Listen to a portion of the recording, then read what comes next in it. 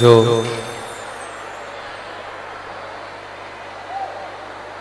संपूर्ण विश्व का कल्याण करने वाले हैं, संपूर्ण जगत का उद्धार करने वाले हैं, ऐसे पवित्र भगवान शिव की आनंदमय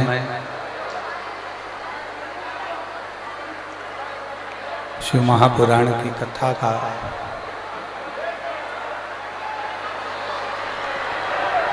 रसपान करने का सौभाग्य आप और हमको प्राप्त हुआ है। भगवान शिव ओगरदानी त्रिकालदर्शी कैलाश अविनाशी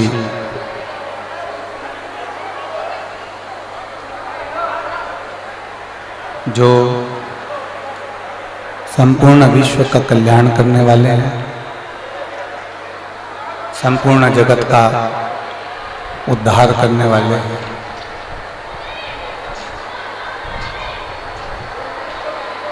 ऐसे पवित्र देवाधिदेव महादेव जिनकी पवित्र शिव महापुराण की कथा आप और हम श्रवण करने के लिए यहाँ विराजमान हैं। रेवाड़ी की पवित्र भूमि, जहाँ भगवान देवाधिदेव महादेव संपूर्ण जगत का कल्याण करने के लिए विराजमान है, ऐसी रेवाड़ी हरियाणा की पवित्र भूमि पर ये पवित्र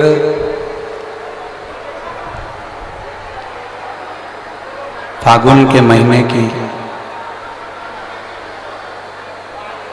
अविरल भक्ति प्राप्त कराने वाली शिव महापुराण की कथा श्रवण करने का सौभाग्य आप और हमको प्राप्त हुआ है।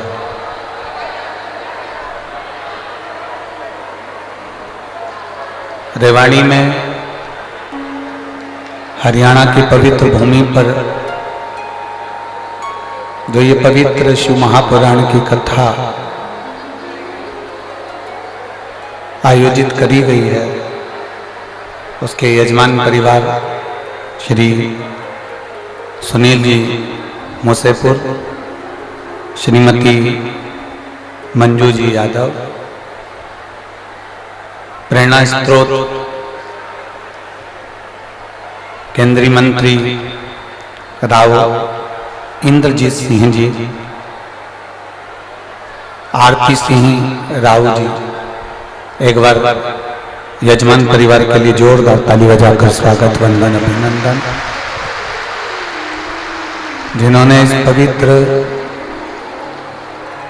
शिव महापुराण की कथा का आयोजन करवाकर आप और हमको श्रवण करने का सौभाग्य प्रदान किया। कथा में आशीर्वाद देने के लिए पधारे महंत बाबा सतवीर नाथ जी, पीताम्बरा पीठ रेवाड़ी। एक बार महाराज श्री के लिए भी जोरदार ताली बजाकर स्वागत वंदन अभिनंदन।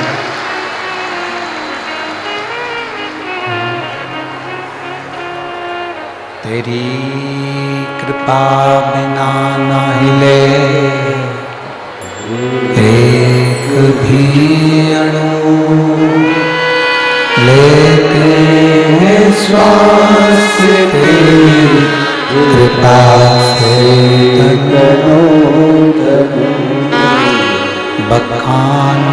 क्या करूं मैं राखों के ढेर का, चपटी भगोत में खजाना कुबेर का। हे गंगाधार मोके द्वार ओंकार तू, भोले ओंकार तू। आयो शरण तेरा शंभो तारकार तू। बखान क्या करूं मैं राखों के का, चपटी भगोत में खजाना कुबेर का। हे गंगाधार मोती द्वार ओंकार तू, भोले ओंकार तू। आयो शरण तिहार शंभो तार तार तू। शिव कथा कहते हैं, भगवान शंकर का संवाद कर रहा है, शिव महापुराण की कथा कर रही है, देवादिदेव महादेव का चरित्र कर रहा है। अपने नगर में, अपने शहर में, अपने क्षेत्र में यदि भगवान देवादिदेव महादेव की कथा को श्रवण करने का सौभाग्य मिल जाए तो यह मानकर चलना कि भगवान शंकर स्वयं कैलाश छोड़कर, काशी छोड़कर आपकी रेवाड़ी में आकर निवास कर रहे हैं।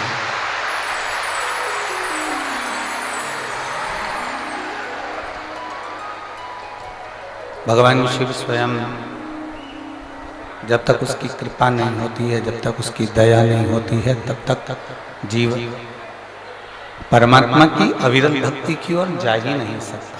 गला पकड़ रहा और आप प्रेशर नहीं खुल रहा।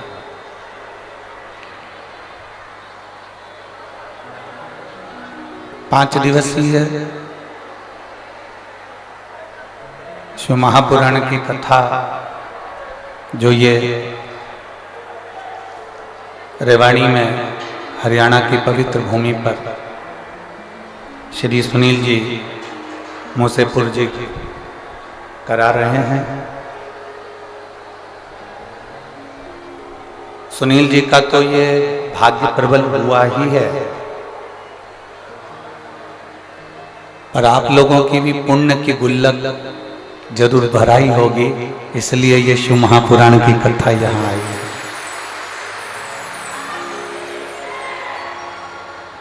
कोई पुण्य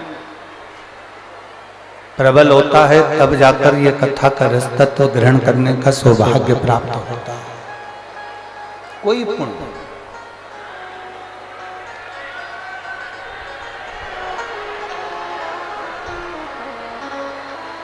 शिव कथा कर रही है, भगवान शंकर का संवाद कर रहा है, शिव महापुराण वर्णन कर रही है।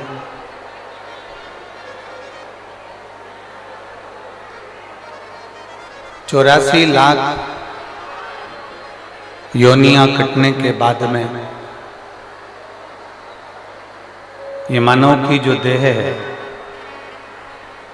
बड़ी मुश्किल से प्राप्त होती है, बहुत मुश्किल से। और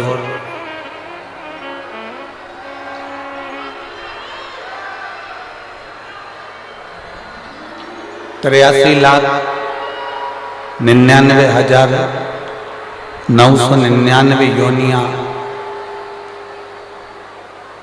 कटने के बाद में जो 84 लाखवें नंबर की जो योनि है वो मनुष्य की योनि है,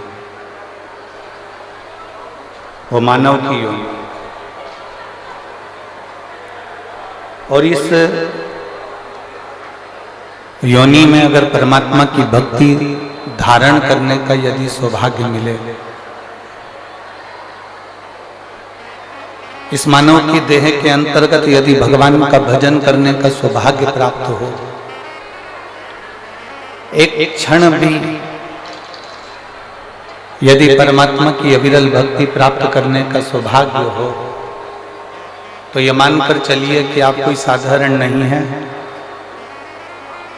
भगवान शंकर के पूर्व के कोई शिव के प्रिय कोई गण होंगे आप, जो भगवान शंकर की अविरल भक्ति को इस मनुष्य देह में प्राप्त कर रहे हैं और भगवान की कथा को श्रवण कर रहे हैं।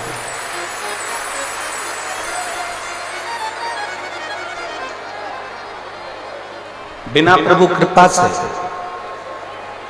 बिना मेरे भोलेनाथ जी की दया के, बिना मेरे शंकर की करुणा के बिना एक क्षण भी अगर कोई सत्संग की ओर जा ही नहीं सकता। देखिए, एक प्रसंग देवराज का आता है शिव महापुराण के अंदर।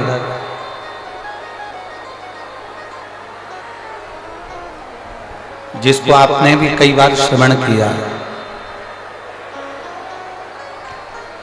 जिसको आप भी पहले सुन चुके।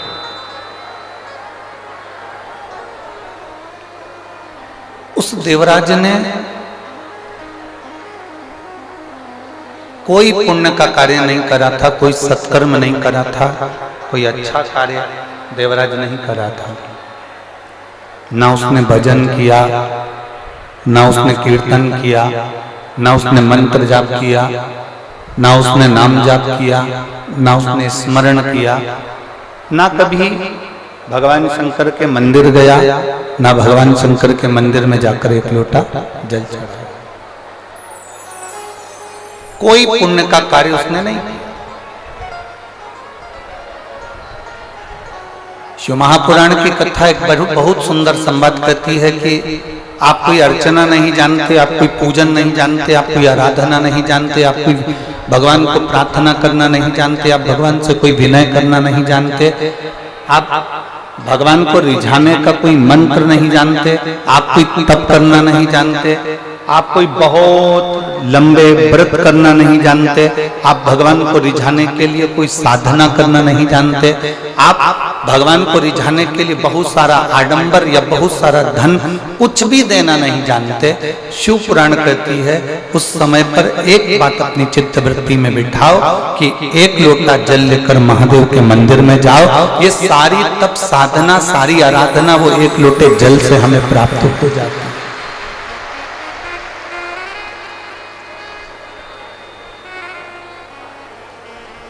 सारी तप साधना, सारी आराधना एक लोटे जल से हमें प्राप्त हो जाती है।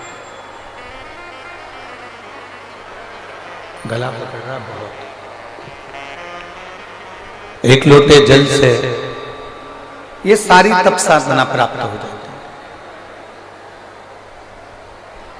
बहुत लंबे व्रत करने की भी जरूरत नहीं पड़ती, बहुत लंबी साधना करने की भी जरूरत नहीं पड़ती, बहुत लंबी आराधना करने की भी जरूरत नहीं पड़ती। घंटों तक बैठकर मौन रहकर बैठे रहने पर भी जो फल की प्राप्ति नहीं हो पाती,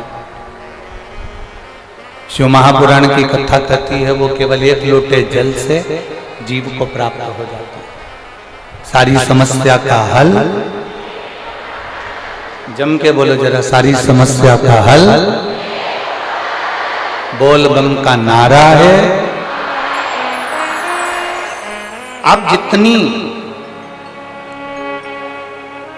धैर्यता के साथ में, जितने स्मरण के साथ में, जितनी अविरल भक्ति के साथ में भगवान शंकर के मंदिर में जाकर एक लोटा जल समर्पित करते हो, शिव आपको अपना जान लेता है, शिव आपके हो जाते हैं और आप शिव के हो जाते हैं। भगवान शंकर आपके हो गए, आप शंकर के हो गए। देवराज को ना देवराज ना व्रत करता है, ना साधना करता है, ना कोई उपास करता है, ना कोई तप करता है। देवराज ब्राह्मण कुल में जन्म लेने के बाद भी देवराज कोई अच्छे कर्म को नहीं कर पाए।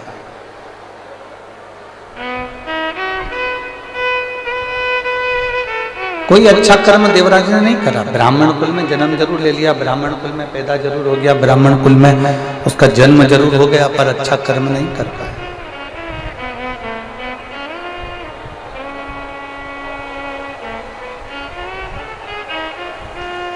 बहुत ध्यान दीजिएगा।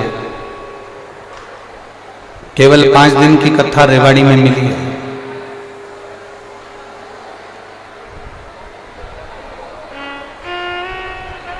पांच दिन की कथा में 3 घंटे की कथा, और 3 घंटे की कथा में भी आधा घंटा आशीष भैया लेते हैं और 2.5 घंटा हमको प्राप्त होता है। वो 2.5 घंटा भी यदि आपने अपना मन लगाकर, चित्त लगाकर, हृदय लगाकर बाबा से अपने दिल की बात स्मरण कर कर यदि कह दी और बाबा को अपने दिल में बिठा लिया और बाबा के दिल में आप बैठ गए, तो ये मानकर चलना कि 5 दिन की कथा ना जाने हमारे कितने जन्मों के आनंद को करा सकती है।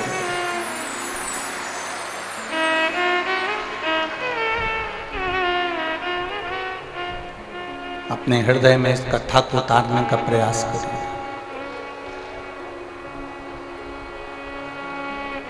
अपने हृदय में ये कथा को बिठाने का प्रयास करिए।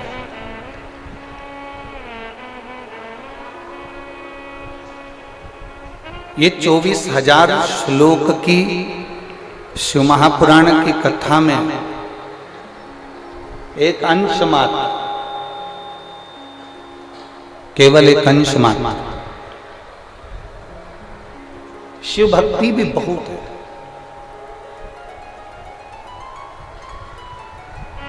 कोई तुमसे कहे कि मैं आगे बैठी, मैं पीछे बैठी, कोई कहे मैं राइट में बैठी, कोई कहे मैं लेफ्ट में बैठी, कोई कहे कि मुझे यहाँ जगह मिली, कोई कहे मुझे वहाँ जगह मिली, कोई कहे मुझे ऐसा मिला, कोई कहे मुझे वैसा मिला, कोई कहे मुझे यहाँ प्राप्त हुए, कोई कहे वहाँ प्राप्त हुए।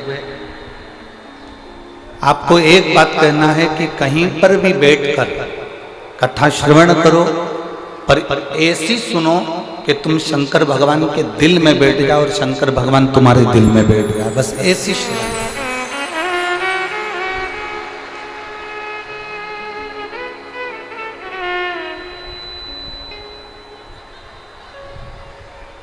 शिव तत्व की प्राप्ति हमारे भीतर हो, भगवान शंकर की भक्ति हमारे भीतर विराजमान हो।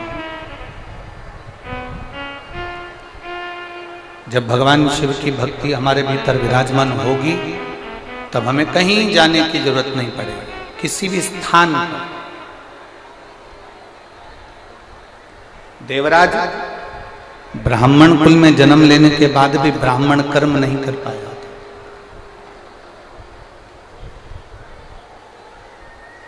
ऐसे संसार में ना जाने कितने लोग हैं जो जन्म तो ले लेते हैं पर कोई अच्छा कर्म नहीं कर पाते। सुनील जी, हम आपको साधुवाद देते हैं। रेवाड़ी में ढेरों लोग होंगे जिनके पास में करोड़ों का धन होगा, पर मेरे महादेव की कथा नहीं करवा पाए। कहीं आपके पूर्वजों का पुण्य होगा, आपके माता पिता का पुण्य होगा, जो देवादिदेव महादेव की ये 5 दिवसीय कथा आपके ऊपर, आपके पूर्वजों की, आपके माता पिता की, कहीं घर के बुजुर्गों का आशीर्वाद हुआ होगा जो ये कथा आपके रेवाड़ी में पहुंची।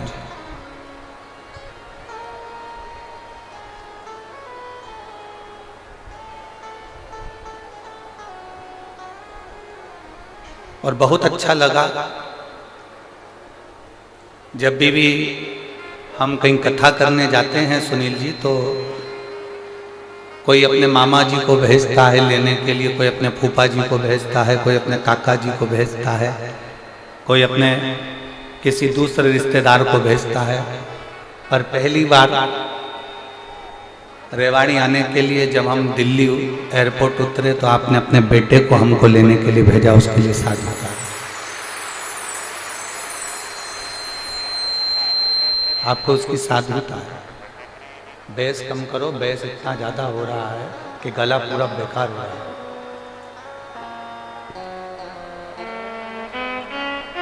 कुछ पुण्याई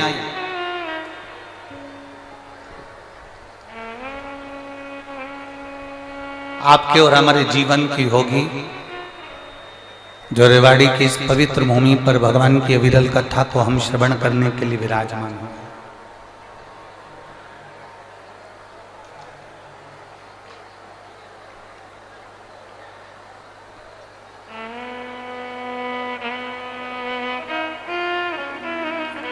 शिव तत्व को प्राप्त करने का जहां सौभाग्य हमें मिला, देवराज भले ब्राह्मण के घर में जन्म ले लेता है, पर ब्राह्मण के घर में जन्म लेने के बाद भी देवराज की चित्त वृत्ति, देवराज का मन भगवान की ओर रीझता नहीं।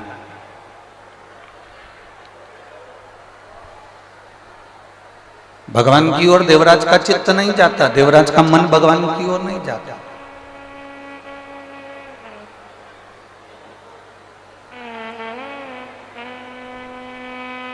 हरिद्वार गए होगे, हरिद्वार में छोटे छोटे बच्चे एक रस्सी में एक चुंबक को बांध लेते हैं। आप लोगों ने देखा है कि नहीं देखा है? बोलो तो जम के, देखा है? बच्चे एक रस्सी में चुंबक को बांधते हैं और वो चुंबक को बांधने के बाद बच्चे उस रस्सी को गंगा जी में डालते हैं। वो चुंबक गंगा जी में उसको हिला रहे हैं, उसको घुमा रहे हैं। उस चुंबक में कपड़ा नहीं चिपकता, उस चुंबक में प्लास्टिक नहीं चिपकता, उस चुंबक में लकड़ी नहीं चिपकती, उस चुंबक में एल्युमिनियम नहीं चिपकता।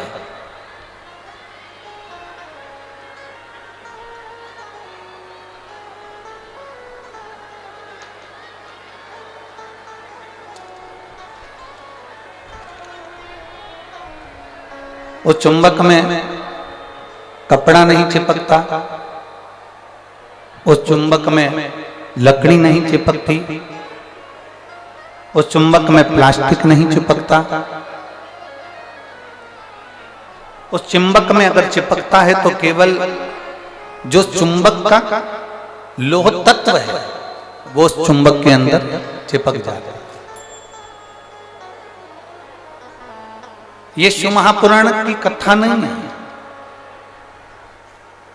मेरे देवादिदेव महादेव भी पृथ्वी पर जैसे गंगा जी में कोई बच्चा डोरी बांधने के बाद में चुंबक को पटकता है और उससे लोह तत्व चिपकता है, उसी तरह मेरे देवादिदेव महादेव ने भी डोरी बांधकर इस शिव महापुराण को पृथ्वी पर डाल दिया है। और जो शंकर भगवान के गण हैं, जो भगवान शंकर के उपासक हैं, जो शिव भक्ति को जानने वाले हैं, वो इस चुंबक से चिपकते चले जाते हैं और बाद में शंकर के होते चले।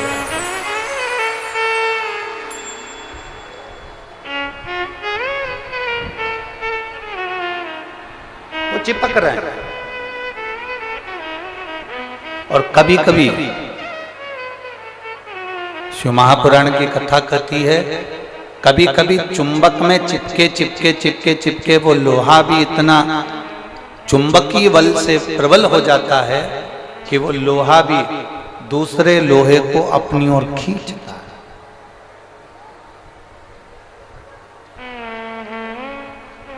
देवराज चोरी का धन ले जाकर भगवान शंकर के मंदिर में पहुंच गए।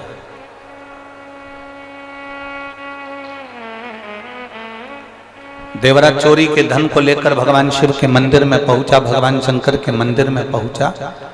और चोरी के धन को लेकर देवराज जब भगवान शंकर के मंदिर में पहुंचता है,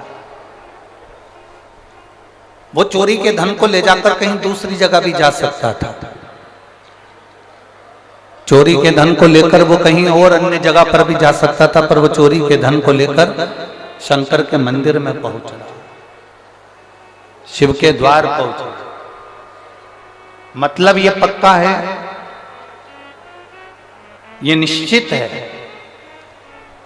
भूल से भी अगर कोई शंकर की चौखट तक गया है, भूल से भी अगर कोई शंकर के दरवाजे तक गया है, तो ये मानकर चलना वो कितना बड़ा पापी क्यों ना हो, कितना बड़ा बेकार कर्म करने वाला भी हो, अगर वो शंकर की शरण गया है तो ये मानकर चलना कि वो शंकर का पूर्व का कोई जीव है जो शिव का हो गया, कैसा भी।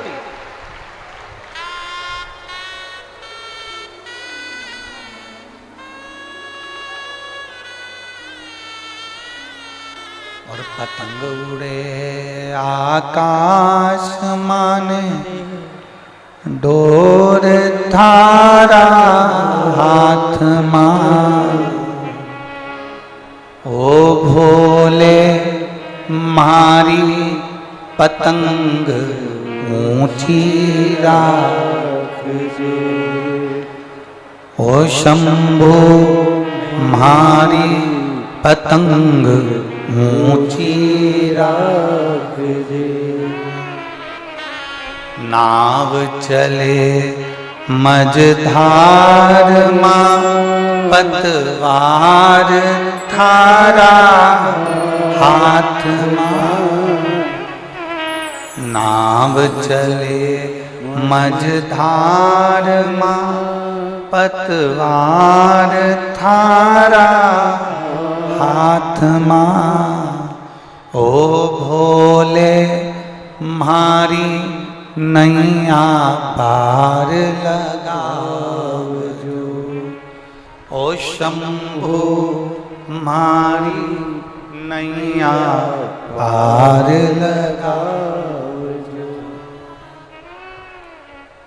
रथ उब्या मैदान माने, डोर थारा हाथ मां, रथ उब्या मैदान माने, डोर थारा हाथ मां, ओ भोले हमने रण संग्राम जिताव, ओ शंभु हमने रण संग्राम जिताव, भोले थारा चरण कमल मारा, जितना हो सके, जितना हो। वो कहते हैं ना, व्यर्थ का खर्चा और व्यर्थ की चर्चा, एक व्यर्थ का खर्चा और दूसरी क्या है, व्यर्थ की चर्चा। ये दोनों मनुष्य के जीवन को बेकार कर देते, ये दोनों मानव के जीवन को बेकार कर देते। व्यर्थ का खर्चा भी मानव जीवन को बेकार कर देता है और व्यर्थ की चर्चा भी मानव के जीवन को बेकार कर देती है।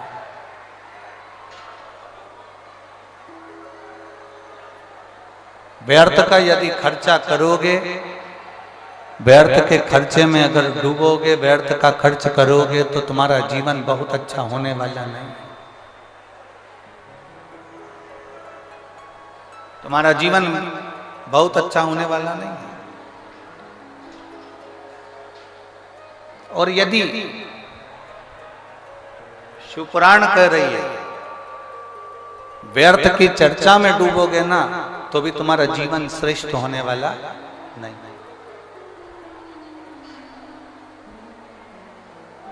फालतू का खर्चा मत करो और फालतू की, जम के बोलो जरा, चर्चा मत करो। ना तो हमें फालतू का खर्चा करना है और ना हमें फालतू की चर्चा करना है। सीख देने वाले बहुत मिलेंगे तुमको, बहुत सारे अकल देने वाले मिलेंगे। कभी कह देंगे अपनी हेयर स्टाइल ऐसी कर लो, कभी कहेंगे ये वाला पार्लर अच्छा है यहाँ चले जाओ, कभी कहेंगे वो वाला पार्लर अच्छा है वहां चले जाओ, कभी कहेंगे यहाँ चले जाओ, कभी कहेंगे वहां चले जाओ। व्यर्थ का खर्चा नहीं करना। हाँ, थोड़ा सा धन यदि तुम्हारे पास में अगर बच रहा है, थोड़ा सा पैसा यदि तुम्हारे पास बच रहा है, हम ये भी नहीं कहेंगे कि तुम दान कर दो, हम ये भी नहीं कहेंगे कि तुम किसी मंदिर में दे आओ, हम ये भी नहीं कहेंगे कि तुम किसी को ले जाकर दे दो। यदि तुम्हारे पास में थोड़ा सा धन बच रहा है तो इतना जरूर करो कि अपने ऊपर, खुद के ऊपर थोड़ा सा खर्च करना प्रारंभ करो, स्वयं की जिंदगी के लिए कुछ अच्छा करने का प्रयास।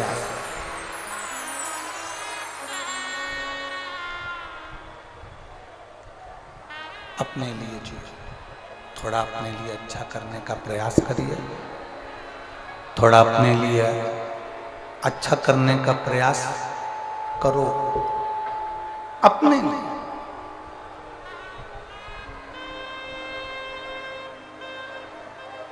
और मत बुरे कर्म कर बंदे वरना पछताएगा, भगवान की आंखों से तू बच नहीं पाएगा। चिल्ला के बोलना पड़ रहा, चिल्ला के बोलना पड़ रहा, बच नहीं पाएगा। अरे ओ अज्ञानी मत करना दान। थोड़ा सा धन यदि तुम्हारे पास में बचे, थोड़ा सा पैसा यदि तुम्हारे पास में बचे, स्वयं पे खर्च करो। और स्वयं पर खर्च करना किसको कहते हैं?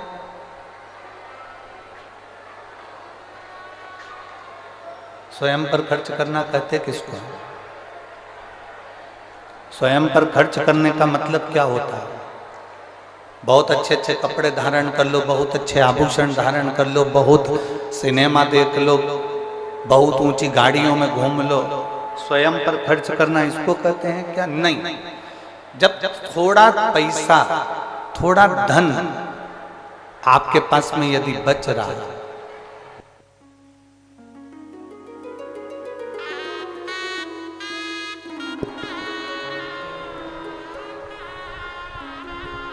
थोड़ा सा खर्च अपने ऊपर करना, मतलब थोड़े से धन को बचाकर किसी तीर्थ में जाकर, किसी पवित्र नदी के तट पर जाकर, कहीं शिव महापुराण की कथा में बैठकर भगवान की अविरल भक्ति को धारण करना, ये अपने ऊपर खर्च करने के बराबर है। स्वयं को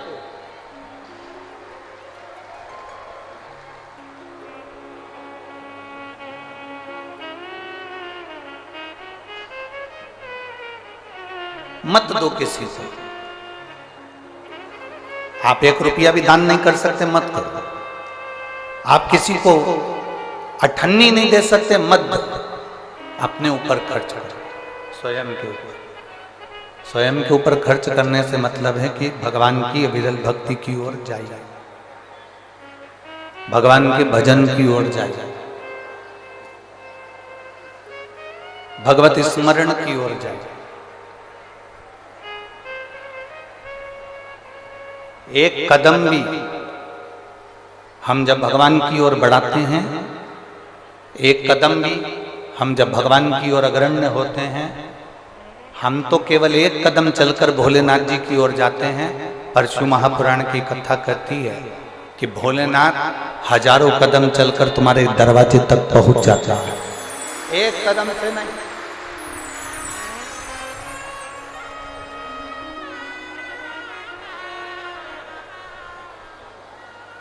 हजारों कदम से चलकर मेरा देव अधिदेव महादेव, मेरा उगड़दानी, मेरा शंभू, मेरा त्रिकालदर्शी, मेरा कैलाशी तुम्हारे द्वार तक पहुंच जाता है।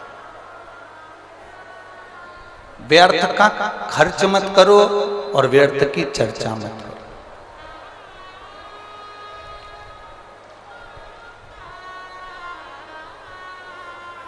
इतनी दूर दूर से कथा सुनने के लिए आए हो, 5 दिन के लिए आए हो, लोग चिल्लाते रहेंगे। हमारा निवेदन है, श्री सुनील जी मूसेपुर जी ने बहुत, सुनील जी जहाँ भी कथा होती है 1 2 3 4 5 पंडाल लगते हैं, आपने पहले दिन से ही इतने सारे पंडाल लगा कर रखे हैं और वो भी पंडाल सारे फुल, एकदम फुल पड़े हुए। हम जितने श्रोता भाई बहन जो खड़े हुए हैं उनसे निवेदन करेंगे, जो धूप में बैठे हैं उनसे निवेदन करेंगे कि आपको 1 मिनट की भी कथा व्यर्थ मत बनो। चिल्लाकर, दबाव बनाकर, धक्का देकर ये कथा का लाभ नहीं ले सकते। जहां जगह मिल जाए ना, जहां तक तुम्हें आवाज आ रही हो वहां कहीं पर भी बैठ जाओ। जिसको जहां जगह मिले वहां बैठ जाओ और बैठकर भगवान की कथा का रसतत्व ग्रहण करो। हम जानते हैं बहुत ज्यादा संख्या में आप लोग आए हैं। पहले दिन ही लगभग 5 से 6 लाख के ऊपर आप लोग पहुंचे हो, 6 लाख से कम यहां पर नहीं है।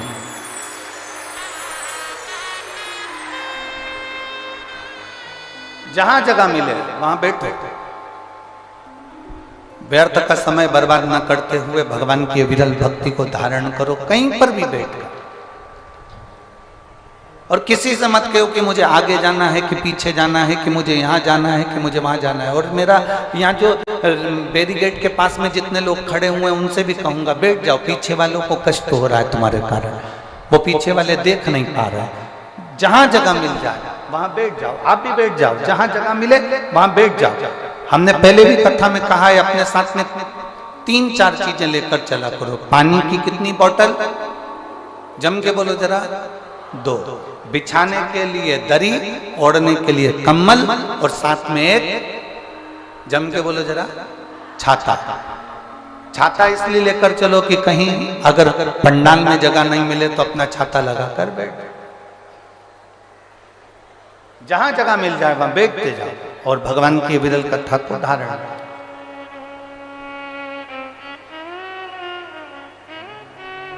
शंभो शरणे पड़ी मांगू घड़ी रे, दुख काटो दया करी दर्शन आपो। शंभो शरणे पड़ी मांगू घड़ी रे घड़ी, दुख काटो दया करी दर्शन। एक व्यर्थ का खर्चा न करिए और व्यर्थ की चर्चा।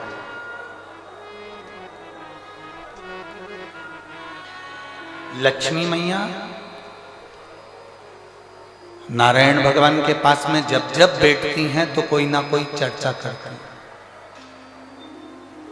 सरस्वती मैया ब्रह्मा जी के पास जब जब बैठती हैं कोई ना कोई चर्चा करती हैं।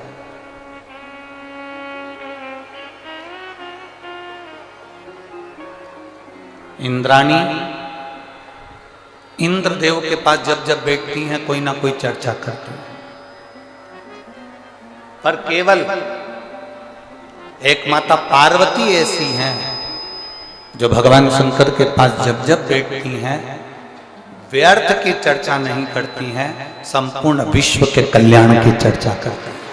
संपूर्ण विश्व के।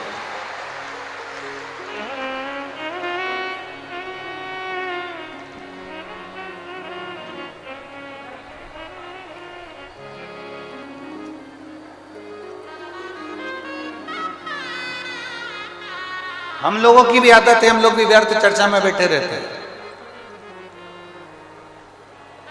हम लोगों की भी आदत है, हम व्यर्थ चर्चाओं में डूबे रहते हैं।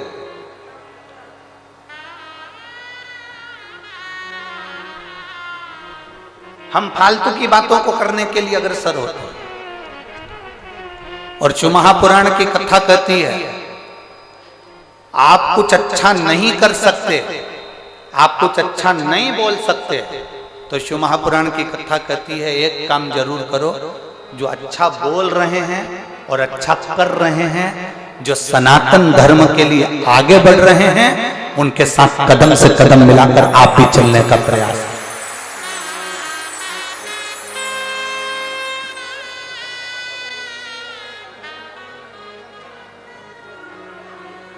आप भी उनके साथ सनातन धर्म के साथ कदम से कदम मिलाकर चलने का प्रयास करें।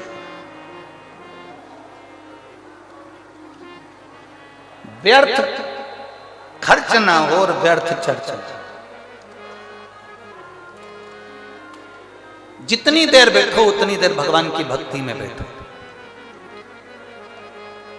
महापुराण की कथा कहती है शंकर जी के मंदिर में जब एक लोटा जल लेकर जाओ ना अपने घर से, भगवान शंकर का जब एक लोटा जल तांबे के लोटे में जब पानी भरकर आप अपने घर से जब चले, तो बाबा से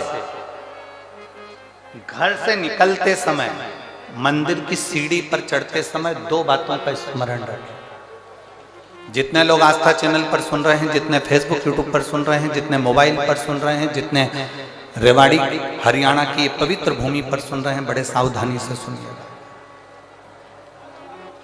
ये बात हमने किसी कथा में आज तक नहीं कही, आज रेवाड़ी की इस पवित्र भूमि पर यह बात कहना चाहें। दो बातें हैं, एक मंदिर से चलो, घर से चलो तब एक बात कहना है, और मंदिर में, मंदिर की दहली पर, मंदिर की सीढ़ी पर, मंदिर की चौखट पर, मंदिर के अंदर प्रवेश करो तब एक बात कहना। दो बातें।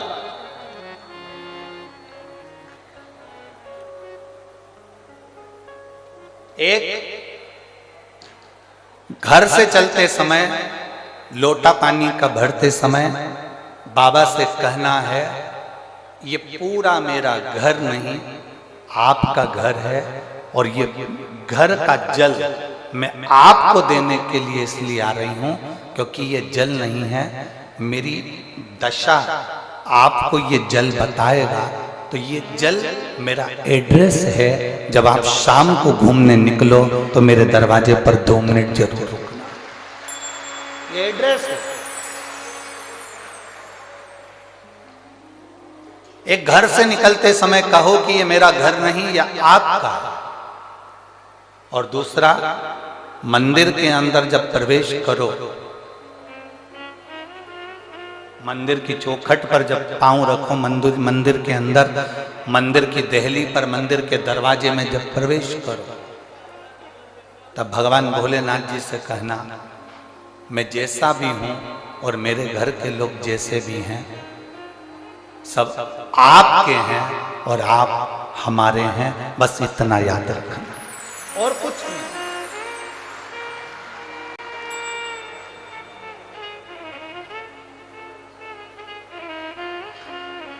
और मैंने तेरे ही भरोसे बाबा, तेरे ही भरोसे हवा बिच उड़ती जावांगी, बाबा डोर हर तो छटीला में कटी जावांगी, भोले मैं तेरी पतंग, शंभो मैं तेरी पतंग, हवा बिच उड़ती जावांगी, बाबा डोर हर तो छड़ीला में कटी जावांगी, भोले मैं तेरी पतंग। दो चीजें स्मरण में।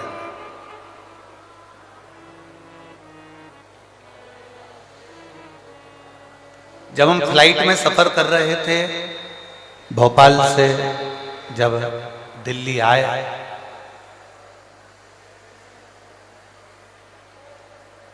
तो जिस समय फ्लाइट से नीचे उतरते समय एक लड़के ने एक प्रश्न किया, बड़ा अच्छा प्रश्न है, आपके और हमारे जीवन की सिद्धता को सिद्ध करता है। प्रश्न बहुत अच्छा है। उस लड़के ने प्रश्न किया,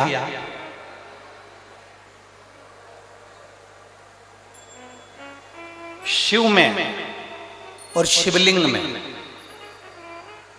कितना अंतर है? रेवाड़ी की जीजियों और हरियाणा के मेरे जितने जीजाउन बैठे हैं, बड़े सावधानी से सुनिएगा। शिव में और शिवलिंग में कितना अंतर है?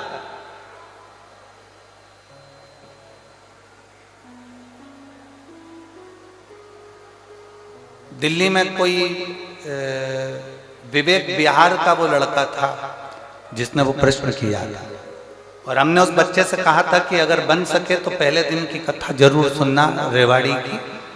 उस कथा में हम वर्णन करेंगे कि शिव में और शिवलिंग में कितना अंतर है। घर के अंदर भगवान शंकर की मूर्ति नहीं रखाती है, घर के अंदर भगवान शंकर का शिवलिंग रखा था। आप लोगों के घर में क्या है?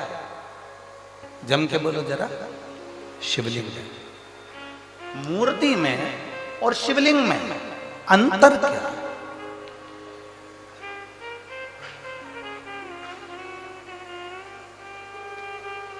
मूर्ति में और भगवान शंकर के शिवलिंग में अंतर क्या है?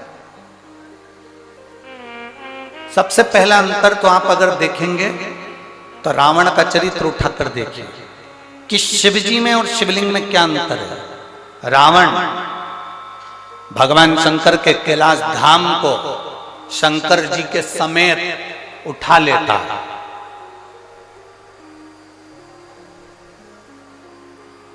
लंकाधिपति रावण, लंकाधिपति लंकेश, शंकर भगवान को कैलाश पर भगवान शिव बैठे हैं और रावण भगवान शंकर को कैलाश के समेत शंकर भगवान को उठा लेता है।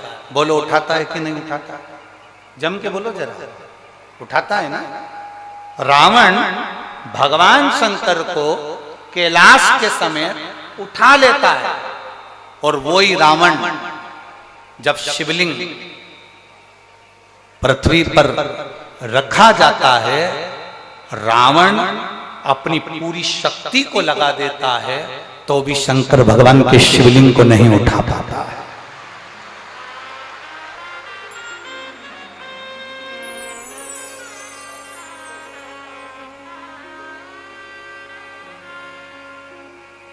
शिवलिंग नहीं उठा पाया, भगवान शंकर के शिवलिंग को नहीं उठा पा रहा, भगवान शंकर के शिवलिंग को नहीं उठा पाया। रावण शिव को उठा लिया, रावण ने कैलाश पर्वत को उठा लिया, पर रावण शिवलिंग को नहीं उठा पाता। आखिरी में लंकाधिपति रावण हार जाता है और शिवलिंग वहीं पर छोड़कर लंका चले जाता है, और वो शिवलिंग वैद्यनाथ जी के रूप में पूजा जाता है।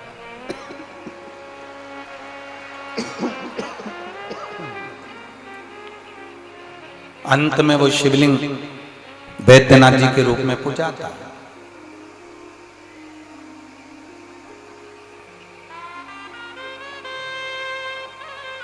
नहीं उठा वो शिवलिंग, उठ नहीं पाया वो शिवलिंग। क्यों? शिव महापुराण की कथा कहती है शंकर जी के स्वरूप में केवल शंकर जी हैं, केवल शंकर जी। शंकर जी के स्वरूप में केवल शंकर जी हैं, और शिवलिंग का जो स्वरूप है उसमें केवल शंकर जी नहीं हैं, उसमें गणेश जी भी बैठे हैं, कार्तिकेय जी भी बैठे हैं, अशोक सुंदरी भी बैठी है, पार्वती जी भी हैं, शंकर जी भी हैं, जया, विषहरा, श्यामली बारी, दौतली, जया, ये सब भगवान शंकर की 5 लड़कियां, भगवान शिव की 5 बेटियां, गणेश, कार्तिकेय, अशोक सुंदरी, देवी, और शंकर भगवान की परिधि में जहां जल निकल रहा है उस स्थान पर 33 कोटि देवी देवता। शंकर जी के स्वरूप में केवल शंकर अकेले हैं, पर शंकर जी के शिवलिंग में 33 कोटि देवी देवताओं का बल होता है, इसलिए वो उतर नहीं पाता।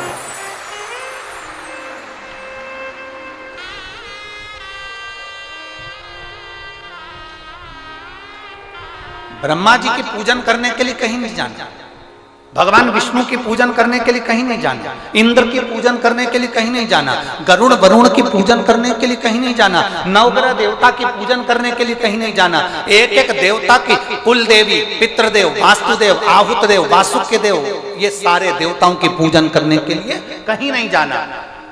केवल एक देवाधिदेव महादेव पर अगर आप 1 लोटा जल समर्पित कर रहे हो तो सारे देवताओं की पूजन एक साथ में हो रही है।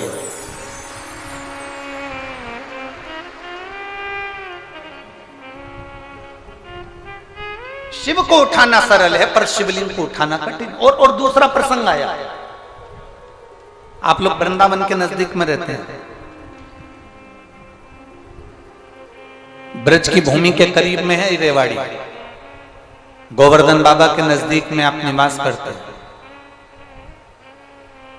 राजा कंस, जिस कंस ने अपना उपद्रव मचाया, जिस कंस ने सब कुछ अपना बना लिया, जिस कंस ने अपनी बहन को कारागार में डाल दिया, जिस कंस ने अपने दामाद को कारागार में डाल दिया, जो कंस भगवान कृष्ण का द्रोही बन गया, वो कंस महेंद्र पर्वत पर जाकर, जिस जगह पर भगवान परशुराम बैठकर तप साधना करते हैं, कंस परशुराम भगवान को पर्वत के साथ में उठा लेता है। वो कंस, वो राजा कंस महेंद्र पर्वत पर परशुराम भगवान को महेंद्र पर्वत के समेत उठा लेता है, महेंद्र पर्वत के समेत।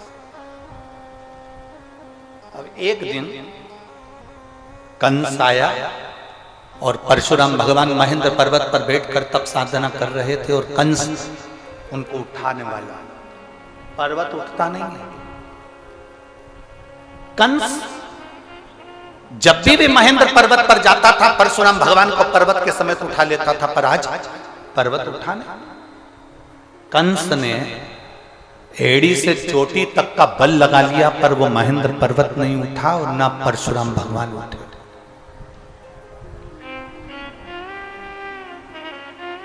ना परशुराम जी उठ रहे हैं, ना वो महेंद्र पर्वत उठ रहा। कंस को लगा कि आखिर हुआ क्या ऐसा कि जिस महेंद्र पर्वत को मैं उठा लेता था वो महेंद्र पर्वत आज उठ नहीं रहा, जिस परशुराम जी को मैं महेंद्र पर्वत से साथ में उठा लेता था वो महेंद्र पर्वत नहीं उठ रहा। आखिर बात क्या? कंस की बुद्धि में ये बैठ नहीं पाया कि आखिर हो क्या रहा। रावण को भी ये सुध में था, मैं जब कैलाश पर्वत उठा सकता हूं, मैं जब शंकर भगवान को उठा सकता हूं, पार्वती जी को उठा सकता हूं, मैं गंगा की धार को उठा सकता हूं, मैं नंदीश्वर को उठा सकता हूं, तो फिर ये शिवलिंग क्या लगता है, शिवलिंग को उठाने में मेरा क्या जाता।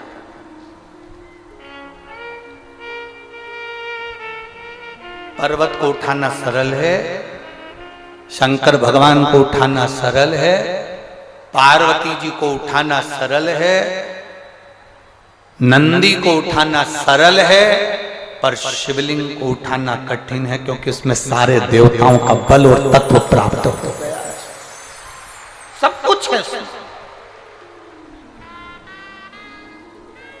और अकाल मृत्यु वो मरे जो काम करे चंडाल का, काल उसका क्या बिगाड़े जो भक्त हो महा। जो शिव का उपासक है उसको क्या भय। या मेरी रेवाड़ी की इतनी सारी जीजियां बैठी हैं, इतने सारे जीजा बैठे हैं, इतनी सारी बेटियां, इतने सारे बेटा बैठे हैं, मेरी माताएं यहाँ पर विराजमान हैं। मैं उनसे पूछना चाहूंगा, कभी आपने किसी भी संत को, साधु को, सन्यासी को, तपस्वी को, देवता को, देवी को शंकर भगवान के स्वरूप की पूजन करते हुए नहीं देखा होगा? आपने जिसको भी देखा होगा शिवलिंग की पूजन करते देखा होगा। आपने किसी देवी देवता को शंकर के स्वरूप की पूजन करते हुए नहीं देखा होगा। आपने देखा होगा तो शिवलिंग की पूजन करते देखा।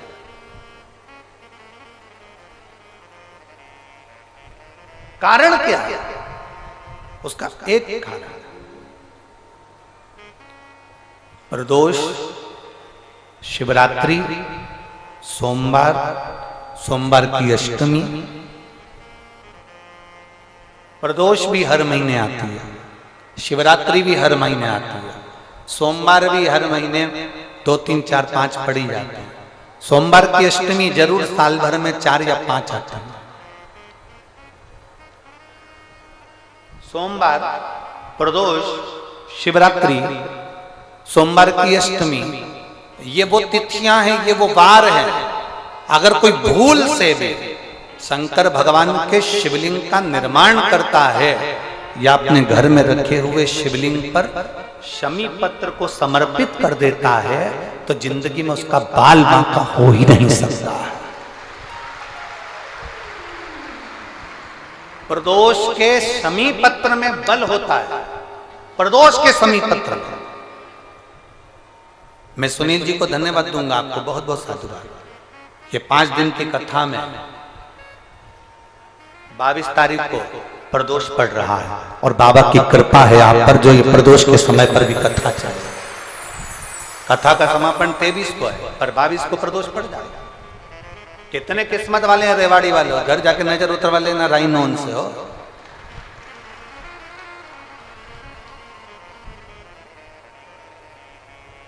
शिव की कृपा कितनी है आप पर, जरा विचार करिए।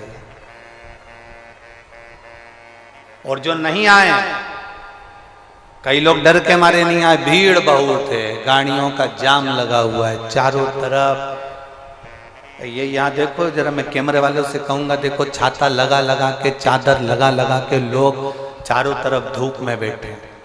और मेरा जीजियों से निवेदन है, जो पंडाल के अंदर पानी बांट रहे हैं या पंडाल के अंदर पानी के पाउच दे रहे हैं, उनसे निवेदन है इनको मत दो, जो धूप में बैठे हुए हैं उनको दीजिए। मेरा इतना सा, जो पानी की बोतल बांट रहे हैं, पानी के पाउच बांट रहे हैं, जो शंकर के आए हुए इन भक्तों की सेवा में लगे हुए हैं, उनसे निवेदन है जो धूप में बैठे हैं उनको पानी दीजिए, उनको पानी का पाउच दीजिए, मना नहीं। जो अंदर बैठे हैं इनको कुछ मत दीजिए, इनको भोलेनाथ दे देगा, चिंता न करिएगा। अब बाहर वाले कहेंगे गुरुजी कि हमको भोलेनाथ नहीं देगा। अरे तुमको तो पहले से ही दे रखा है, जब तो धूप में तपा तपा कर तुमको अच्छा करते जा रहा है। सोने को जितने तपाया जाता है ना, उतना निखर जाता है। तुम लोग धूप में ज्यादा तप रहे हो ना, चिंता मत करना हो, थोड़ा बहुत शरीर भले काला पड़ जाए पर निखर के नंबर 1।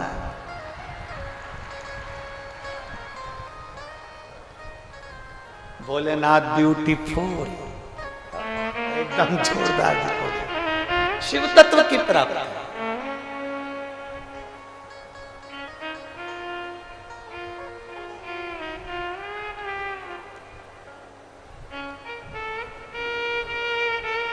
भगवान देवाधिदेव महादेव का चरित्र करा। और कबऊ चूके ना, कबऊ चूके ना, कबऊ चूके ना, कबऊ चूके ना, कबऊ चूके ना कोई तेरा काम रे, भजले गौरापति को चूके ना कोई तेरा काम रे, भजले गौरापति को। ओ चूके ना कोई तेरा काम रे, भजले गौरापति को, चूके ना कोई तेरा काम रे, भजले गौरापति को। ओ गौरापति को भजले गौरापति को, गौरापति को भजले गौरापति को, गौरापति को भज भजले गौरापति को, गौरापति को भजले गौरापति को। कबहु चूके ना, कबहु चूके ना, कबहु चूके ना, कबहु चूके ना, कबहु चूके ना कोई तेरा काम रे, भजले गौरापति को।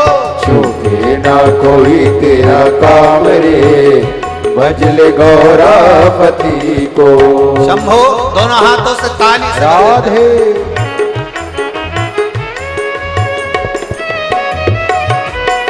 राधे जय हो राधे।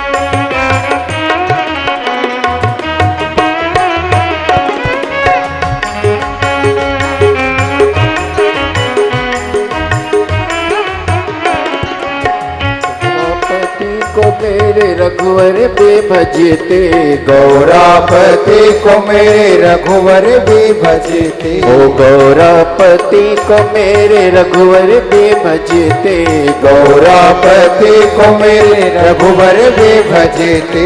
जीत लिया ओ बाबा जीत लिया, जीत लिया लंका का धाम रे, भजले गौरापति को। जीत लिया लंका का धाम रे, ओ भजले गौरापति को। चूके न तब तेरा धाम रे, ओ भजले गौरापति को। चूके न कोई तेरा काम रे, ओ भजले गौरापति को। राधे जय हो शंभू।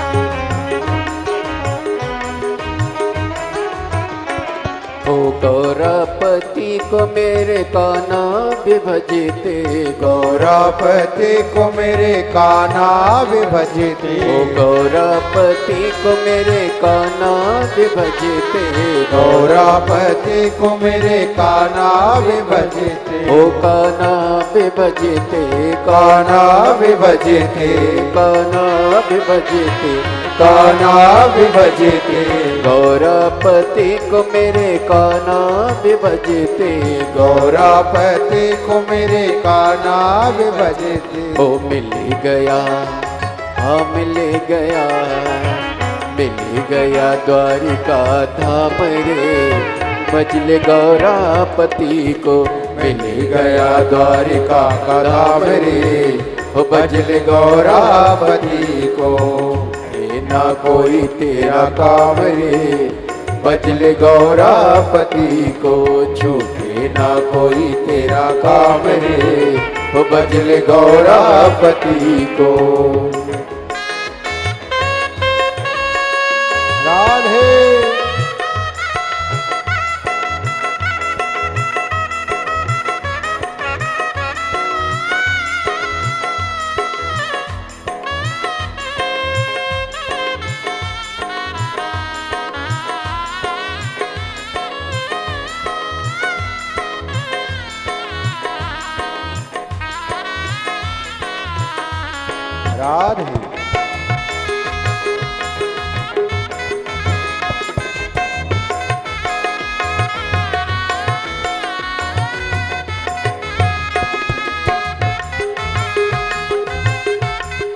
राधे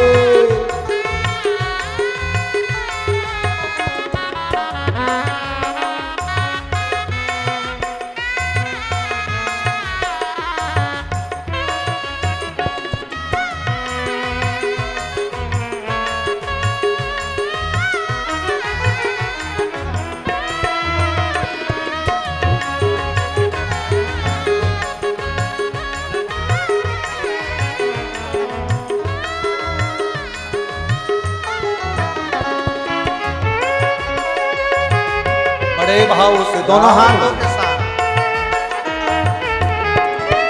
शंभू राधे हरि बोल।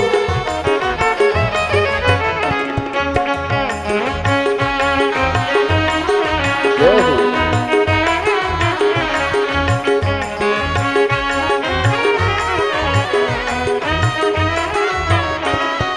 गौरापति को मेरे नारायण भी जगते, गौरापति को मेरे नारायण भी भजते, गौरापति को नारायण भी भजते, गौरापति को नारायण भी भजते। मिल गया, हाँ मिल गया, मिल गया वैकुंठ धाम रे, भजले गौरापति को मिल गया वैकुंठ धाम रे, ओ भजले गौरापति को। गौरापति को भजले गौरापति को, गौरापति को भजले गौरापति को, गौरापति को भजले गौरापति को, गौरापति को भजले गौरापति को। चूके ना अरे चूके ना, ओ चूके ना, ओ चूके ना, अरे चूके ना कोई तेरा काम रे, गौरापति को चूके ना कोई तेरा काम रे, ओ भजले गौरापति को। चूके ना कोई तेरा काम रे, भजले गौरापति को। चूके ना कोई तेरा काम रे, ओ भजले गौरापति को। चूके ना कोई तेरा काम रे, भजले गौरापति को। चूके ना कोई तेरा काम रे, भजले गौरापति। अरे चूके ना कोई तेरा काम रे, भजले गौरापति को। चूके ना कोई तेरा काम रे, ओ भजले गौरापति।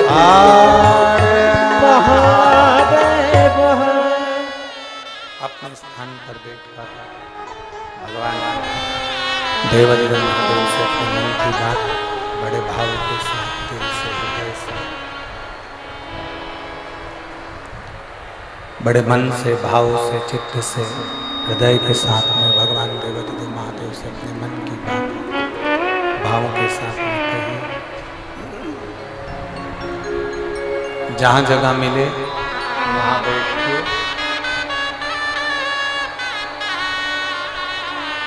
जो कार्यकर्ता खड़े हैं वो भी बैठकर बाबा से प्रार्थना करेंगे। जहाँ जगह मिल जाए वहाँ बैठकर भगवान शिव से अपने मन की बात बड़े भाव के साथ कहें। जिसको आता है वो साथ में बोलें। आपकी आवाज व्यासपीठ तक पहुंचे। दिल से प्रार्थना करें।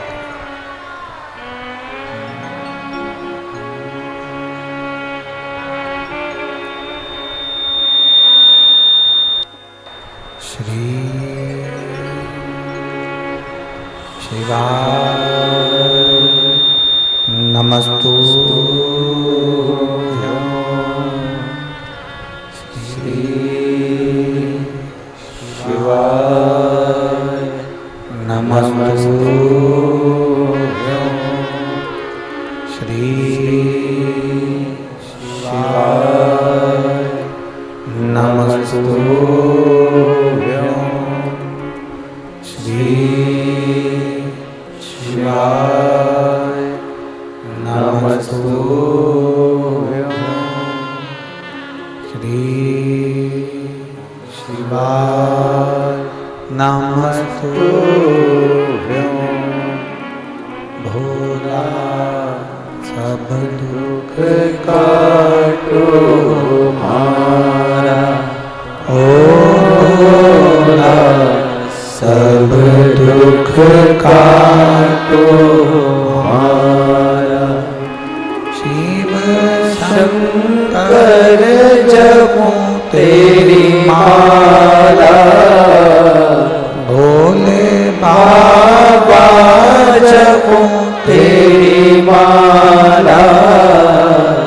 भोला सब दुख काटो हमारा। ओ भोला सब दुख काटो हमारा।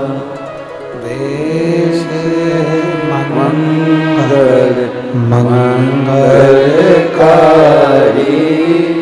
देश मंगल मंगलकारी। शमशान वासी हमारा। शमशान वासी हमारा। भोला सब दुख काटो हमारा।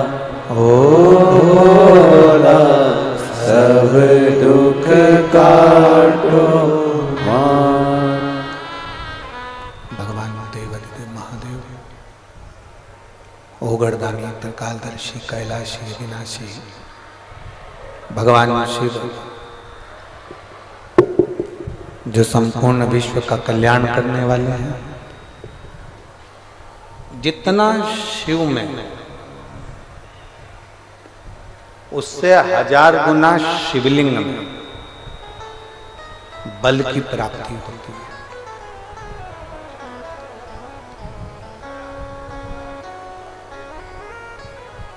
प्रदोष के दिन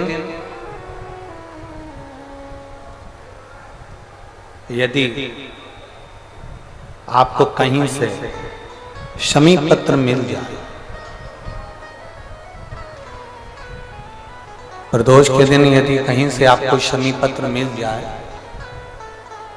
और प्रदोष काल में, प्रदोष का जो समय होता है, शाम का जो समय होता है प्रदोष काल, 4 प्रदोष 5 प्रदोष आप कर देखिएगा कि आपका कोई काम है, कोई नौकरी के लिए आप अप्लाई कर रहे हैं, कोई समस्या बड़ी विकट आ गई है, कोई तकलीफ बड़ा गला पकड़ रहा है बेटा, कोई तकलीफ विकट आ गई है, कोई समस्या विकट आ गई है, प्रदोष के प्रदोष काल अगर एक शमी पत्र भी आप घर के शिवलिंग को, अब ये करने के लिए आपको मंदिर के शिवलिंग नहीं जाना, अपने घर में जो शिवलिंग, चाहे वो स्फटिक का हो, पारद का हो, कंकर शंकर का हो, लकड़ी का हो, जो शिवलिंग तुम्हारे घर में, कांच का हो, चाहे वो नर्मदा के कंकर का हो, नर्मदेश्वर हो, पाषाण का हो, जो शिवलिंग, चांदी का हो, सोने का हो, तांबे का हो, पीतल का हो, जो शिवलिंग तुम्हारे,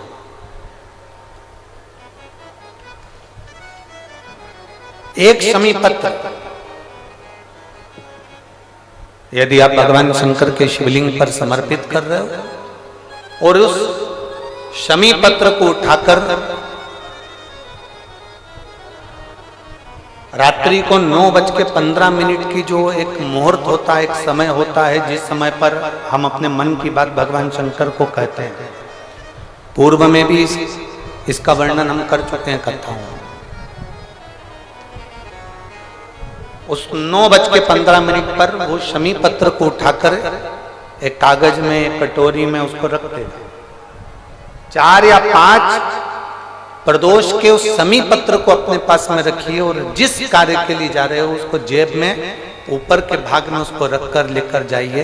आपका वो कार्य सफल होकर ही रहेगा, वो रुक नहीं सकता। शमी पत्र में इतना बल होता है, प्रदोष का जो शमी पत्र होता है वो बड़ा बलवान होता है, बड़ा एक पत्र है।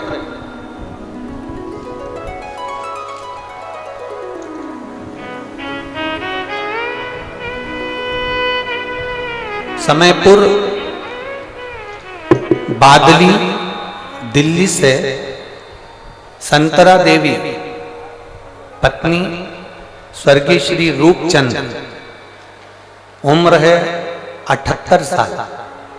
कहीं बैठी हो तो हाथ हिला सकती हैं,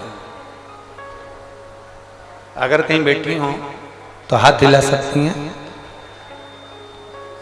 समयपुर बादली दिल्ली से संतरा देवी पत्नी स्वर्गीय श्री रूपचंद, उम्र है इनकी 78 साल, 78। मेरा मोबाइल नंबर ये है, कहीं बैठी हो तो हाथ हिलाइए, हाथ हिलाओ एक बार। अभी भी नहीं दिख रहा,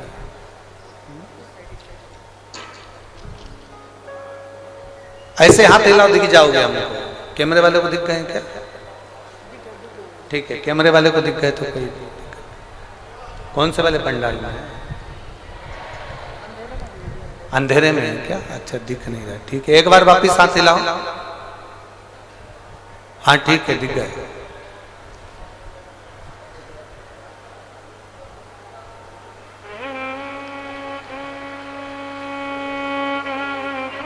वापिस हाथ हिलाओ एक बार।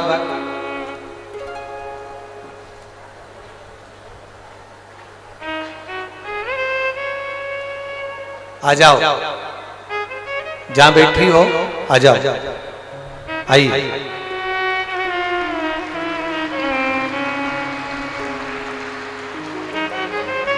मेरे गर्भाशय में पिछले 11 साल से गठान है।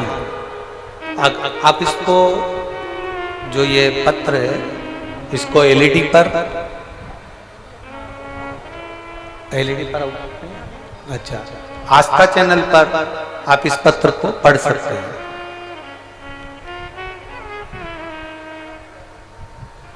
समयपुर बादली दिल्ली से संतरा देवी पत्नी स्वर्गीय श्री रूपचंद्र, मेरी उम्र 78 वर्ष है। मेरा मोबाइल नंबर ये है। मेरा गर्भाशय में पिछले 11 साल से गठान है। डॉक्टर ने बताया है कि यह कोई साधारण गठान नहीं है, आपको बड़ी बीमारी के योग है। यह बात मेरे बेटे ने मुझसे छिपा रखी थी। मेरा बेटा मुझे यह नहीं बताया कि मुझे कौन सी बीमारी हो गई है।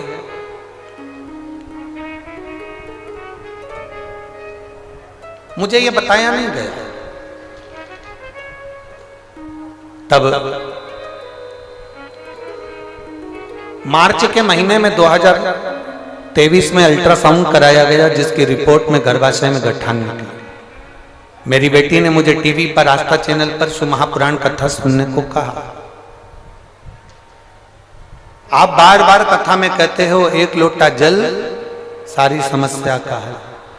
मैंने आपके इस वचन को माना और रोज बाबा को एक लोटा जल चढ़ाना प्रारंभ किया, एक बेलपत्र खाना शुरू किया। गुरुजी, मेरे बच्चों ने मुझे नहीं बताया था कि मुझे कौन सी बीमारी हो गई और क्या बताया गया है डॉक्टर ने। मैंने पशुपतिनाथ का व्रत किया, सीहोर गई, कुबेरेश्वर बाबा के धाम में बैठकर मैंने कथा सुनी और वहां से एक कंकर उठाकर ले आई और एक रुद्राक्ष मांग कर ले आई। मैंने 4 महीने तक उस कंकर शंकर की पूजन करी। रुद्राक्ष का जल तांबे के कलश में गलाकर शंकर भगवान को चढ़ाती और कुंदकेश्वर महादेव के नाम से उसको पीना प्रारंभ करा। गुरुदेव, मेरे बेटे ने मुझसे छुपा कर रखा था कि मुझे ऐसी कौन सी बीमारी हो गई और 11 साल से मेरे शरीर के अंदर गांठ थी गर्भाशय में जो फैल रही थी। जब मैंने 4 महीने बाद जल पीने के बाद में और शंकर जी की आराधना करने के बाद में मैंने उसकी जांच कराई तो बाबा की कृपा से मेरी गठान गल चुकी थी। मैं बाबा को यहां धन्यवाद देने के लिए आया। ये शिव तत्व है, ओ घड़ी शंभु त्रिकालदर्शी कैलाश। और तेरी कृपा बिना न हिले एक भी अणु, लेते हैं श्वास तेरी कृपा से तनु तनु। बखान क्या करूं मैं राहों के ढेर का, चपटी भभूत में खजाना कुबेर का। हे गंगाधार मुक्ति द्वार ओमकार तू, भोले ओमकार तू। आयु शरण तिहारी शंभु तार तार तू। शिव तत्व कर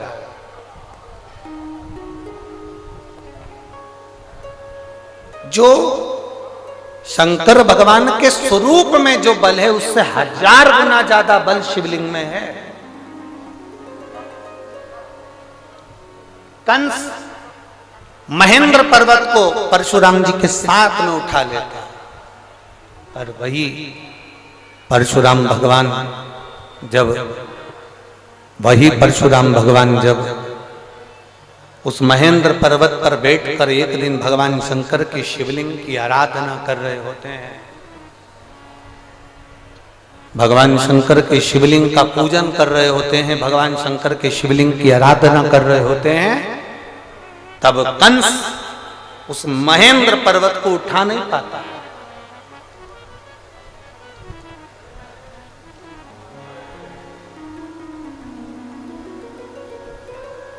कंस नहीं उठा पाया, बहुत प्रयास करा कंस। कंस को समझ में नहीं आ रहा कि आखिर ये हो क्या रहा है कि मैं इस महेंद्र पर्वत को उठाता था, मैं परशुराम भगवान को महेंद्र पर्वत के साथ में उठा लेता था, मैं इसको बार बार उठाता था, पर आज ये महेंद्र पर्वत, आज ये परशुराम भगवान, आज ये महेंद्र पर्वत मुझसे उठ क्यों नहीं रहा। कंस की चित्तवृत्ति में ये बात नहीं देख पा रहे।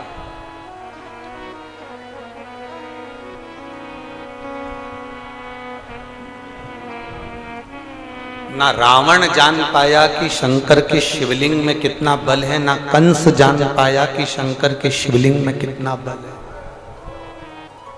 और कई संसार के ऐसे लोग हैं जो भगवान शंकर के शिवलिंग के बल को नहीं जान पाते। जो शंकर भगवान के शिवलिंग के जल पर, शंकर जी पे चढ़े हुए एक लोटे जल को जो पहचान गया, शिव जी पे चढ़ी हुई एक बेलपत्री को खाने से क्या क्या फल मिल सकता है, जल पीने से क्या मिल सकता है, उस जल को केवल अपने दरवाजे पर छींटने से क्या बल मिल सकता है, शमी पत्र का क्या बल हो सकता है, जो जान गया वो अपने जीवन में एक आनंद की अनुभूति करता है। एक पत्र है, देखिए,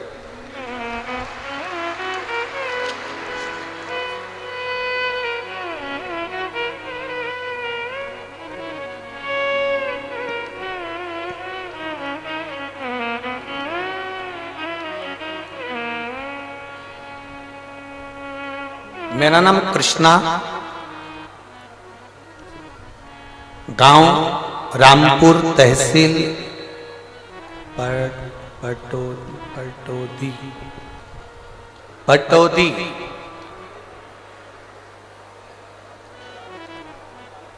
मेरा नाम कृष्णा, गांव रामपुर, तहसील पटौदी।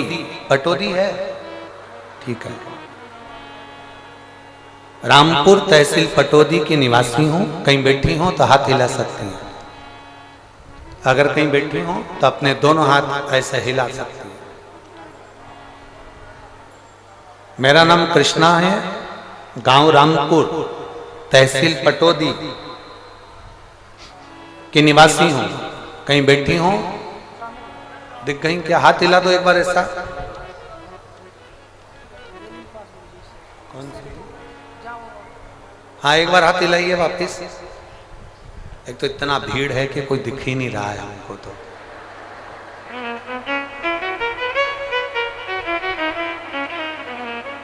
सुनील जी, कल यहाँ पर एक टीवी लगवा दीजिए हमारे लिए, ठीक है? तो कम से कम हम इनको देख तो लेंगे कि कौन है।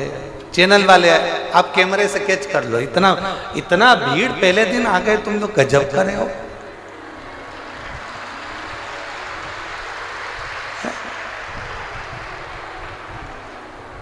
अरे व्यक्ति की पूरी व्यवस्थाएं फेल कर देते हो। ये पंडाल लगाया था कि 5 दिन में भराएगा, तुमने पहले दिन ही छक्का लगा दिया, बाउंड्री पार। चैनल वाले उनको देखें जरूर, हमें नहीं दिख रहे पर आप लोग जरूर देखें, ठीक है? मेरा नाम कृष्णा, गांव रामपुर, तहसील पटौदी की निवासी हूँ। कहीं बैठी हो, हाथ हिला रही हो तो आ जाओ। कहीं से जगह मिल जाए आपको आने के लिए, कार्यकर्ता ध्यान दें, इनको आने दें। पटौदी की निवासी हूँ। बाबा का मैं क्या वर्णन करूं गुरुजी, मेरे पास शब्द नहीं है। पत्र को आस्था चैनल पर पढ़ें या एलईडी पर पढ़ें। फरवरी 2021 में मेरी बेटी की शादी थी। शादी से करीब 20 दिन पहले मेरे गले में दर्द हुआ। पास के हॉस्पिटल में एसजीटी में दिखाया तो डॉक्टरों ने बताया कि मुझे गले में 3rd स्टेज का कैंसर हो गया। मेरे गले में 3rd स्टेज का कैंसर हो गया। 20 दिन बाद बेटियों की शादी, घर में बहुत परेशानी आ गई और मेरे गले में हो गया कैंसर। जैसे तैसे करके बेटी की शादी तो कर दी गुरुदेव। बाद में मेरी बड़ी बेटी मुझे गले लगाकर रोने लगी, मम्मी तुम्हें कैंसर हो गया है और कैंसर भी 3rd स्टेज का है। मम्मी चलो तुमको जयपुर ले चलती हूँ और जयपुर में डॉक्टर को दिखा देती हूँ। मुझे जयपुर लेकर गए। वहां पर एपेक्स हॉस्पिटल में मेरा इलाज चालू हुआ। 2 महीने तक मैं एपेक्स हॉस्पिटल में भर्ती रही और मेरा इलाज चला। 2 महीने एडमिट रहने पर एपेक्स हॉस्पिटल के डॉक्टर ने कह दिया कि कैंसर बहुत ज्यादा संख्या में पूरे शरीर में फैल चुका है, तुम्हारा बचना मुश्किल है। यह कैंसर गले के माध्यम से पूरे शरीर में हो गया। डॉक्टर ने मेरी बेटी से कह दिया कि तुम्हारी माताजी को तुम घर ले जाओ और उनकी सेवा करो, क्योंकि कैंसर 3rd स्टेज का है और पूरे शरीर में फैल चुका है। तब हम लोग, मेरी बेटी मुझे घर लेकर आ गई। पड़ोस में किसी ने मेरे बेटे को बताया कि आस्था चैनल पर कथा आती है। बेटे ने उस दिन आस्था चैनल कथा में खोल दिया और मैंने कथा सुनी और मेरे बच्चों ने मंदिर जाना प्रारंभ करा। हमने पहली बार, मेरे बच्चों ने शंकर जी के मंदिर पर पांव रखा गुरुदेव। कभी शिव के मंदिर नहीं गए थे। शंकर जी के मंदिर गए, जल चढ़ाया, जल को लेकर आए, बेलपत्र चढ़ाई, बेलपत्र को लेकर आए। डॉक्टर ने तो जवाब दे दिया, 3rd स्टेज का कैंसर बताकर कह दिया कि इनकी सेवा करो, इसका कोई तोड़ नहीं। हम बेलपत्र खाने लगे, जल पीने लगे। मेरे शरीर में थोड़ा थोड़ा मुझे आराम लगने लगा। जिस गले में से मैं कुछ खा पी नहीं सकती थी, केवल शंकर जी का जल पीती और बेलपत्र खाती। धीरे धीरे मेरे शरीर में आराम लगा तो मैं खुद मंदिर तक जाने लगी और मंदिर में जाकर बाबा को जल चढ़ाकर उस जल को पीने लगी। गुरुदेव, आपकी कथा नहीं, शंकर की वाणी है। हमको लगता है आप नहीं बाचते, स्वयं कैलाशपति आकर कथा बाचता है। गुरुदेव, हम 20 दिन तक शंकर पर चढ़ा हुआ जल पिए और 20 दिन तक बेलपत्र खाकर जब मेरे शरीर को थोड़ा सा अच्छा लगा तो हम चेकअप कराने वापिस जयपुर चले गए। हम जब जयपुर में वापिस पहुंचे तो जयपुर के हॉस्पिटल में जब हमने चेकअप करवाया तो डॉक्टर बोले समझ में नहीं आ रहा है कि आपकी माता को 3rd स्टेज का कैंसर है, उसके बाद भी इनका कैंसर धीरे धीरे ठीक कैसे हो रहा है? ये भूतो ना भविष्य, तो ये कभी नहीं हो सकता। डॉक्टर ने कहा आप कहाँ की दवाई खा रहे हो? डॉक्टर हमसे पूछा जयपुर का कौन सी जगह की दवाई खा रहे हो? तब मेरा बेटा बोला दवाई नहीं खा रहे, शंकर जी के मंदिर मेरी मम्मी जाती हैं, जल चढ़ाती हैं, वो पीती हैं, बेलपत्र खाती हैं। गुरुदेव, कथा में आपने कह दिया कि पंडाल में बैठकर जो कथा सुनता है, कथा के पंडाल में बैठकर जो कथा सुनता है, देवाधिदेव महादेव उसके मन की मुराद पूरी करते हैं। अलवर में आपकी कथा होने वाली थी, मैंने अपने बेटे से कहा मेरा कैंसर ठीक नहीं हो रहा, और सियोर वाला महाराज कहता है पंडाल में बैठकर जो मांगो वो मिलता है। पंडाल में जहां बैठो वहां की जो मिट्टी होती है वो भगवान शंकर के कैलाश धाम की मिट्टी होती है, 12 ज्योतिर्लिंग की मिट्टी होती है। मुझे अलवर की कथा सुनने दे, वहां